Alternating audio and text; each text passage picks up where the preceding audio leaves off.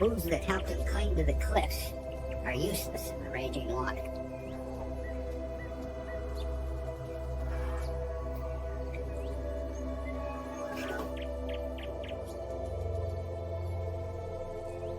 But imagine what it's like for a kid going up there for the very first time.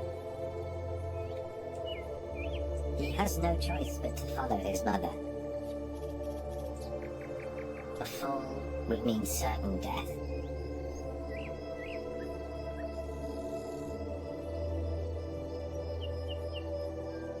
He balances.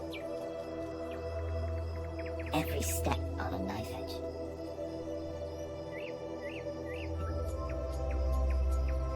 "150 feet up.